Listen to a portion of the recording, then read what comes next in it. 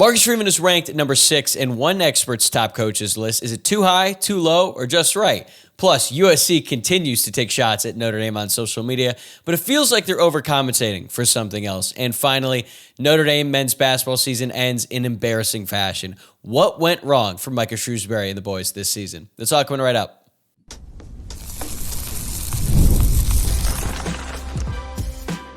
You are Locked On Irish, your daily podcast on the Notre Dame Fighting Irish.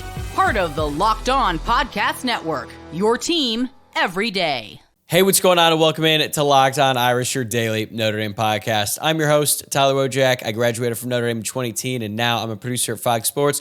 And I'm thrilled to have you here on this Thursday, March 13th, and thanks for making this your first listen of the day.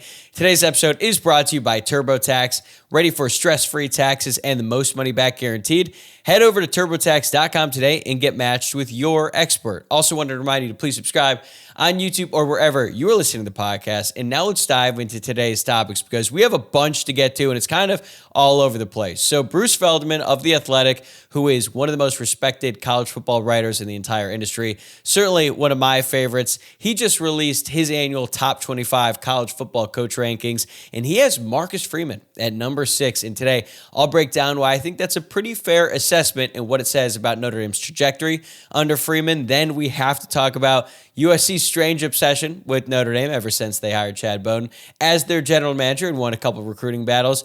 I didn't really feel the need to talk about it, but they can't stop taking shots at the Irish on social media. So we're going to discuss it on the show today. Does this mean the rivalry is back, or is USC just trying to stay relevant? We're going to get to that. And finally, Notre Dame men's basketball season ended in ugly fashion with a blowout loss to North Carolina in the ACC Tournament. I'll wrap up the show with my thoughts on Micah Shrewsberry's second season, what went wrong, and what needs to change next year in a hurry. So let's get into it. Marcus Freeman. Is he the sixth best coach in college football? Let's go through Bruce Feldman's top 25. We're not going to go through the whole thing, but we are going to go through the top 10. At 1, he's got Kirby Smart. Hard to argue with that, despite the fact that Marcus Freeman and Notre Dame beat them in the college football playoff. The guy has 2 national championships, and he's brought Georgia back to the top of college football. Ryan Day comes in at number 2, fresh off his first national championship. Dabo Swinney is at 3. His stock certainly took a dip, but he also has 2 national championships, and he's kind of got things rolling for Clemson on the recruiting trail. At 4, Bruce has Steve Sarkisian. 5, Kalen DeBoer, the coach of Alabama. 6, Marcus Freeman. 7, Dan Lanning at Oregon. 8, James Franklin at Penn State. 9, Matt Campbell at Iowa State. I don't know how he's always this high on all these lists. And at 10, everyone's favorite, Brian Kelly. So when you look at the names on this list, I feel pretty comfortable about where Marcus Freeman is at. I do think he's one of the best coaches in college football, and he proved that this past season. And the only coaches in front of him on this list without a national championship are Steve Sarkisian and Kalen DeBoer. Personally, I actually think Kalen DeBoer has done more at the college level than Steve Sarkisian. So I would actually have Kalen DeBoer at 4th. He just finished runner-up when he was the head coach at Washington. They lost to Michigan in the national championship, and he has a great track record of winning every single place that he's been. I know that it wasn't great for him his first season at Alabama. They were still pretty good. It wasn't like they completely cratered, but they also lost a ton of players like Caleb Downs as soon as Nick Saban announced that he was going to retire. So he didn't inherit the best situation in the world, but no one's going to make any excuses for Alabama. I'm certainly not going to be, I'm not going to be feeling sorry for Alabama fans because they had one disappointing season. But I think what he did at Washington and Fresno State, he's won everywhere. All right. And I do think he's going to get things back on track at Alabama. And I think he's done a little bit more than Steve Sarkisian because that's the only one, at least of the guys who are in front of Marcus Freeman, that I have an issue with. And even Bruce Feldman admitted that he's a tough eval because he's been a head coach for 11 years, believe it or not. He was the head coach at Washington. You think back to that game when Notre Dame played Washington back in 2009, I think it was, as a classic back-and-forth game. Unfortunately, both teams weren't very good, despite the fact that there were a lot of good players out there on in the field. He won a decent amount when he was the head coach at Washington, certainly made them respectable again. But then he got let go at USC because of his personal problems. But he has done a really good job at Texas ever since he has taken over as the head coach for the Longhorns. But They have not made it as far as Notre Dame has under Marcus Freeman, at least in one season. And I think you could argue that Steve Sarkisian has way more resources to succeed at Texas than Freeman does at Notre Dame when you consider the recruiting base that he has, being in Texas and being the premier school in that state that has so much high school football talent, the seemingly unlimited amount of NIL money that they have, plus the academic restrictions at Notre Dame compared to Texas, at least for student athletes, is much different because Texas is a really good school and there's a lot of really smart people there. But when you look at what the expectations are for the athletes at Notre Dame compared to Texas, it's certainly different.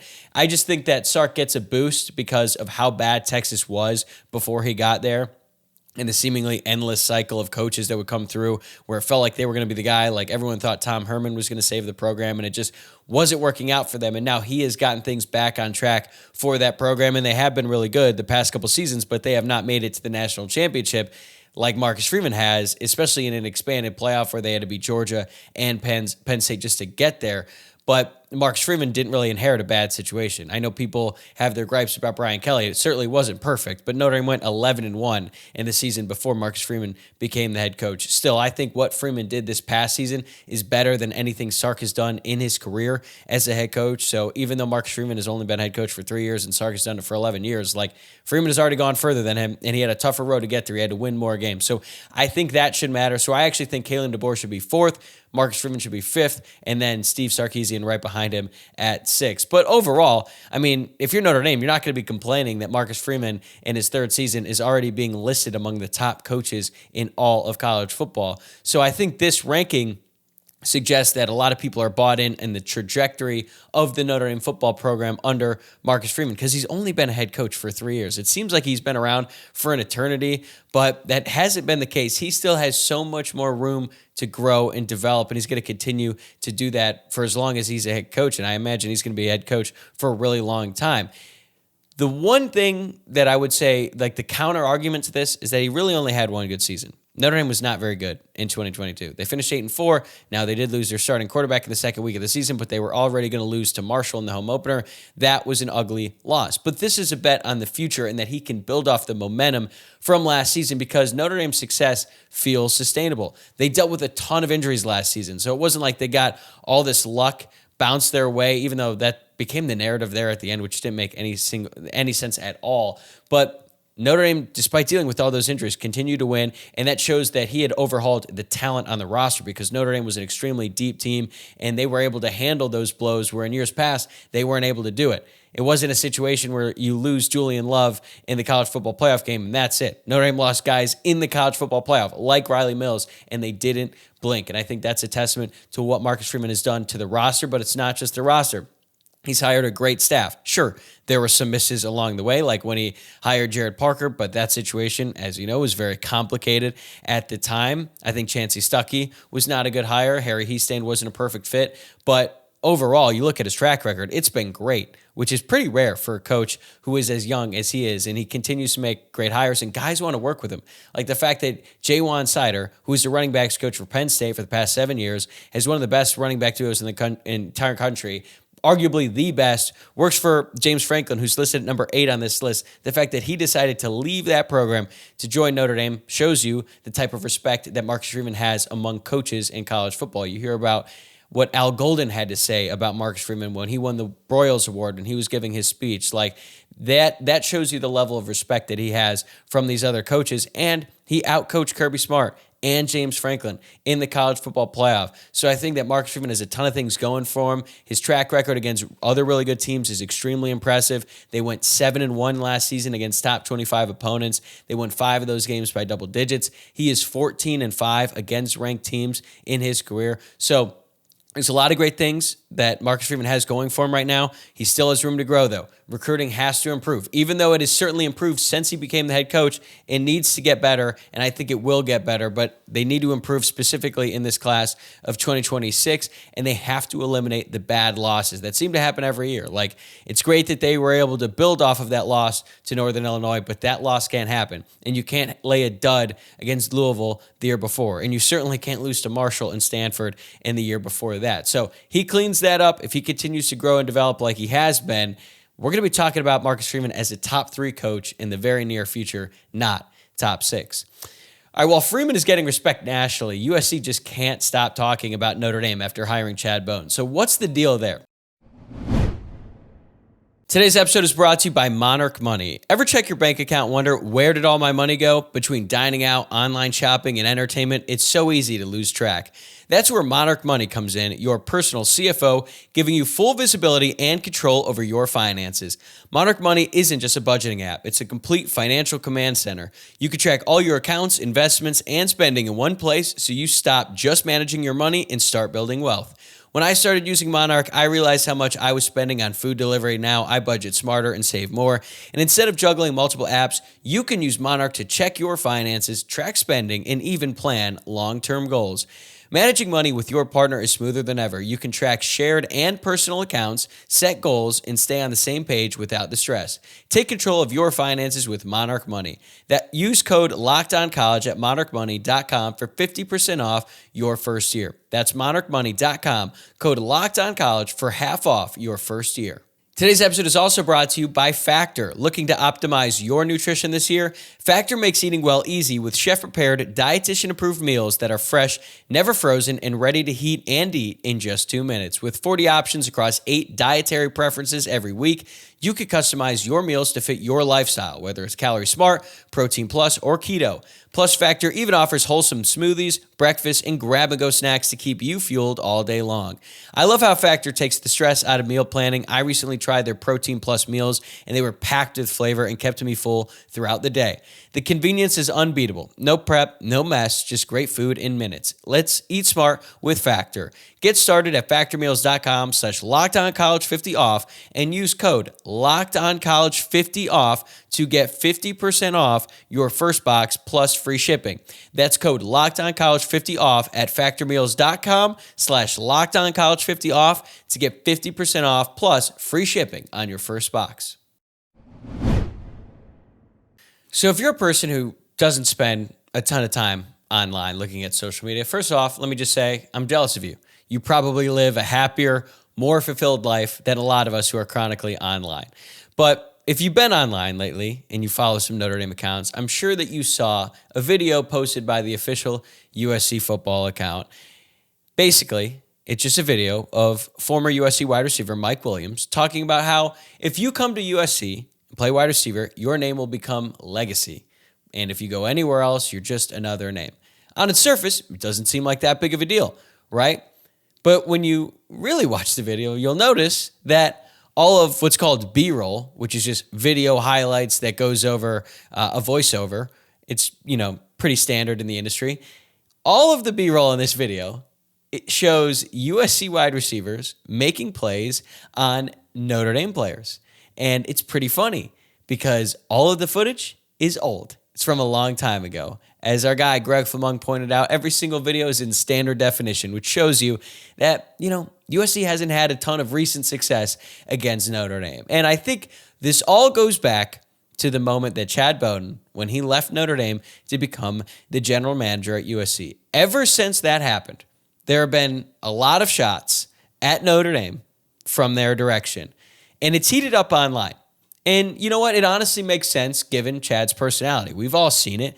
Notre Dame certainly benefited from Chad's personality for a long time there when he was leading the recruiting at Notre Dame. He's dressing up as a leprechaun. He's getting kicked out of the South Bend airport because he's got a speaker and he's welcoming in all these recruits during a big weekend. And sure, from afar, I always thought it was pretty cringeworthy, but I also had, the mindset like, look, this isn't meant to appease me. Right? I'm older now. I'm a little bit far removed from these guys where it's like, as long as it works for the recruits and the commitments and it gets them to come to Notre Dame, then so be it. But I'm not going to lie. Me and my friends would make fun of it in group chats. We were like, do we have to root for this guy? And I'm not trying to say that like, oh, well, now Chad's gone, I'm going to just dump on him. No, this is how I felt when he was there. And I even said before on the show, I'm like, yeah, some of this stuff is pretty cringeworthy. Well, now he's doing it and he's at USC and it's being aimed at Notre Dame. And, it might seem a little bit odd that he would be so direct because he also made some comments when he's sort of praising Lincoln Riley. It feels like backhanded disses or sneak disses to Marcus Freeman. Like this has all been going on ever since he's been there. And I'm really not that surprised. But you have to give USC credit. they have been winning the offseason compared to Notre Dame. It's not just the fact that they got Notre Dame's general manager, and now he's at USC. Simote Koatonga, who is one of Notre Dame's top recruits on the entire board, he committed to USC over Notre Dame, and now they got Trent Mosley to commit to USC as well. And both of Trent's parents were student athletes at Notre Dame. So they are beating Notre Dame on the recruiting trail right now. There is no doubt about it. They are winning the offseason. They got things rolling right now, and they're gloating, which is honestly what you would expect from USC. That's kind of how they operate. When they do good, they gloat, and then otherwise they're just irrelevant. And that's kind of what they've been on the field in recent years. So the thing is, all this stuff, it feels very orchestrated, right? They need some momentum because they don't have any momentum on the field. They just had another really disappointing season. They went 7-5 with Caleb Williams at quarterback, who's one of the best college quarterbacks to come through in a really long time. So they don't have much going. Chad is clearly trying to stir up the pot a little bit, get their fan base excited, take a shot at their rivals. And you know what? That's fine. He can do that, okay? They have all these things going. But when you really look at that video, I think it shows you everything you need to know about the state of this rivalry right now. All those clips are old, which is pretty ironic when you consider it's against Notre Dame, and we all know Notre Dame leans into their history and their tradition so much. Like, we haven't won a national championship since 1988. A lot of the glory days stuff happened a long time ago. And now, even though Notre Dame has things rolling, they're coming off a trip to the national championship. Like, they haven't won a national championship in a really long time. But USC can't win on the field right now, so they got to win somewhere, and they're making some movement off the field. Look at the track record over the past decade plus. Notre Dame has won 9 of the last 12 games against the Trojans. USC has not won in South Bend since I was a sophomore in high school. I'm about to turn 29. It's been a while, okay? So to me, now that Chad Bowden is there, it seems like he understands that they have some momentum against Notre Dame. They compete for a lot of the same recruits, so now they have to try to win off the field. They have to create a rivalry that really doesn't exist because Notre Dame isn't firing back on social media, nor should they. And I understand that Chad has a job to do as the general manager at USC, and I don't even critique him for taking the job with the Trojans when you consider the raise he got and the autonomy that he has in that program. Like, it makes sense for his career. But I do think that Bowden feels pretty slighted about the way things were handled once he decided to leave, or maybe in the lead up to his decision to leave. Like, I don't think Notre Dame really tried that hard to keep him, and that probably offended him to some degree, I'm sure. And I also think that he's very aware of the way that it has been talked about in the Notre Dame media ever since he left. Chad Bowden talked to all the people in the Notre Dame media. Like, this isn't a secret. I'm not breaking news here. So when you hear people say Notre Dame would have matched if they wanted to, he's going to take that as a slight. And I'm sure, I've talked about it on this show. Pete Sampson from The Athletic, he's talked about it on different podcasts. Like, that's a pretty common thing. That's sort of been the message that's been coming out of the Notre Dame football program. And I'm sure that message has made its way to Southern California. Chad knows it. And I think that all plays into what is happening right now with the team on social media. So I don't take exception to the fact that Bowden left and he's doing his job and he's trying to hype up the program as much as possible. But I do take exception to the fact that some people are now saying that, like, oh, the rivalry is back now. No, it's not. Notre Dame hasn't done anything. They haven't responded at all, nor should they. This is social media. They just beat USC by 2 touchdowns in their house. Not to mention the fact that USC, the leaders, the powers that be of that program, are openly discussing ending the rivalry because it makes their schedule harder. It makes their life harder. They have not had success against Notre Dame in the past decade plus, as I just laid out, and now they are thinking about getting rid of the rivalry. I think that it's probably on the verge of happening over the course of the next few years. So Notre Dame, meanwhile, Pete Pavak was like, we absolutely want to keep this rivalry. This is extremely important to us. We want to keep this going. It's not as important to USC anymore. They left, they joined the Big Ten, and they realized, oh, wait a second. When you're playing in a Midwest conference, all of a sudden now you have to travel. Well, that changes things.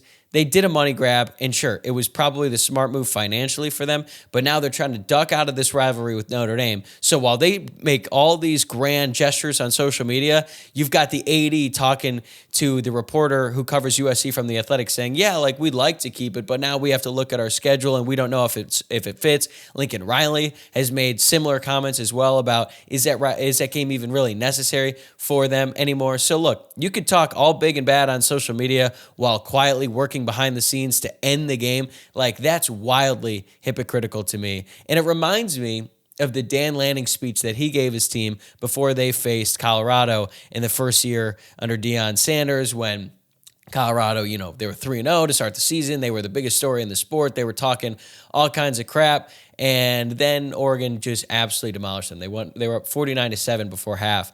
And Oregon allowed cameras into the locker room, and you could hear Dan Lanning say, they're trying to win with clicks. We're going to talk with our pads. That's exactly what Oregon did, and I expect that is what Notre Dame is going to do this October. So does any of this stuff actually mean anything? No. I think it just adds more fuel to the fire. And you know who definitely sees all this stuff?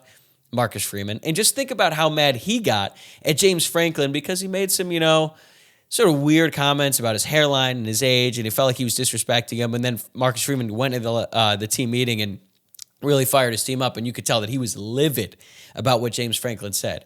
So just think about that. And now you think about what Chad Bowden, his guy, who he helped bring up in this industry, and what he's doing at a rival school.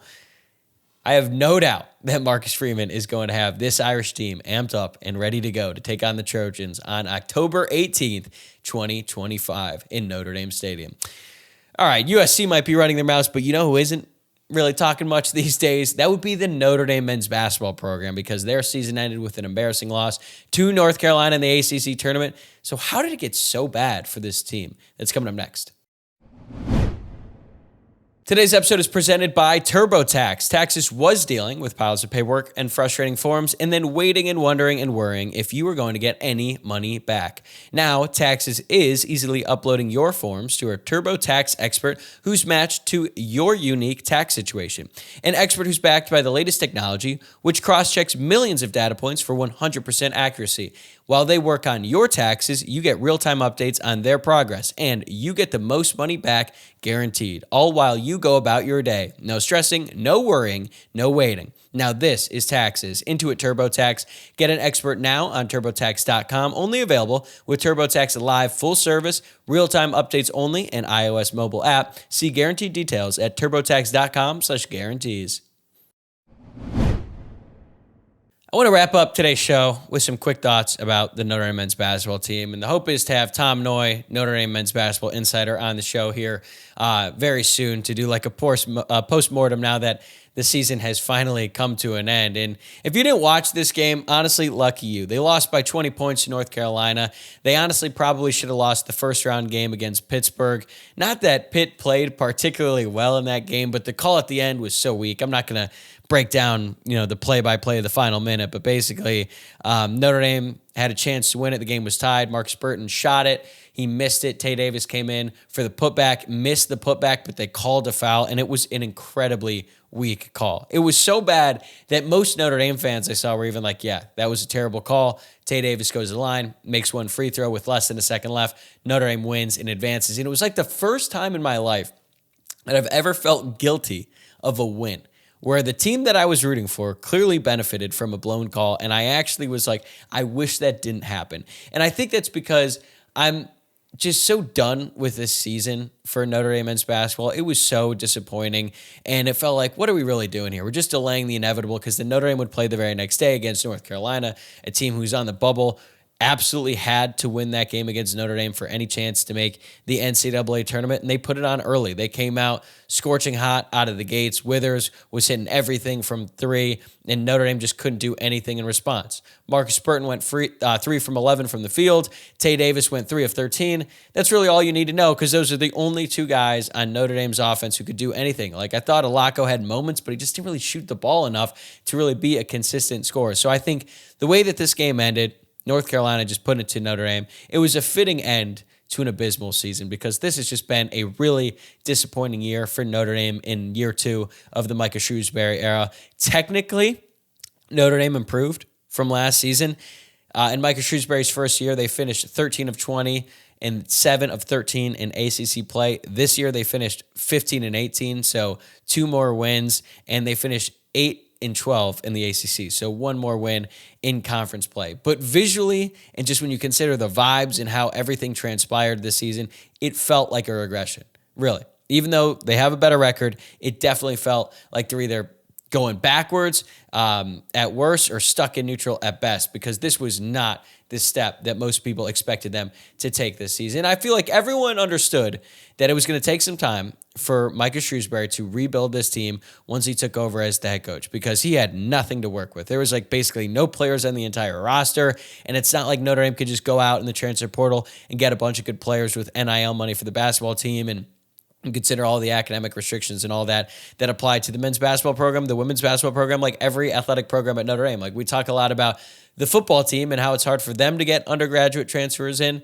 It's the same for all these other programs as well. So there was certainly a grace period. The first year, they weren't very good. They had a really long losing streak at one point in the season, but at the end, it felt like they showed flashes, and they were also a really good defensive team. So even though they were losing games, they were putting up a fight. They showed great intensity, great effort. They were in games that they probably shouldn't have been, and you're like, okay, even though the win-loss record isn't great, you can kind of see the vision with this program. And then this year, Micah Shrewsberry said going into the season that they were really going to prioritize offense. They barely practiced defense in the offseason. They really they wanted to have an offensive system, and you're thinking, okay, that's exciting. If they can carry over their defensive effort and intensity from last season and then they improve on offense, we might be talking about a bubble team here.